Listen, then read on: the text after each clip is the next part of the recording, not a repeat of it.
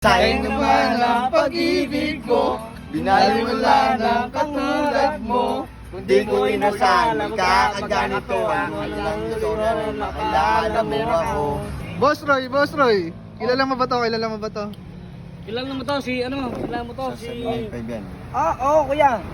Si Coco ng 785. Si Coco ng 785, ibig sabihin, malupit din to mag-rap. Hindi na malupit, talagang napakalupit. Yun. Mabibigyan kaya tayo ng sample niyan. Coco, napapahiya ako. Kaya ako tinatanong, sample mo nga Coco. Maniwala sila. Sample, Sample live mo nga kong sila, kakantay maniwala sa sila. harapan nyo. Oh, live, ikaw magko-chorus.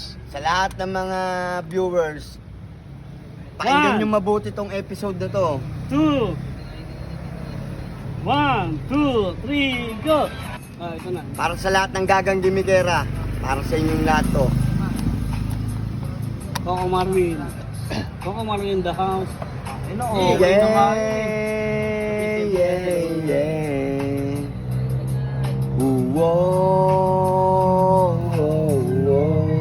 Okay, push mo na.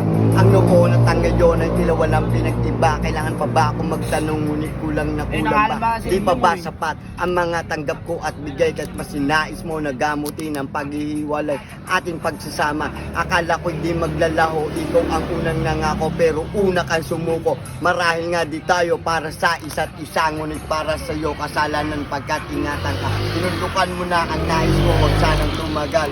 Di ka nahihirapan kasi di mo ko mahal, kaya't ang tanging na kami tatulot ay pagkabigo ng relasyon na minsan di ko naisip na laro. At sa ngayon sa kalagitnaan ay tilang nagbaliwang init na romantikong istorya magkasabay nating ginit. Nang dahil sa mga daing mo at nadarama na sa mga paalala ko tabiling ay sakal ka na. Hanggang sa hiniling mo sa akin nangangad mong laya, din ako nagdalawang isip, mabigat man sa akin magparaya.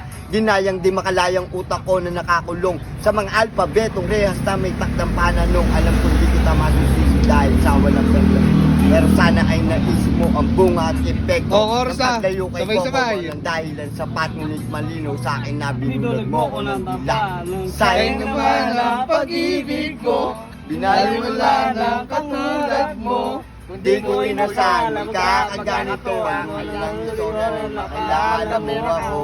Sana man lang ay naiisip mo ang lahat ng mga pinangako mo. Kung saan ka masaya, di na kita pipigilan.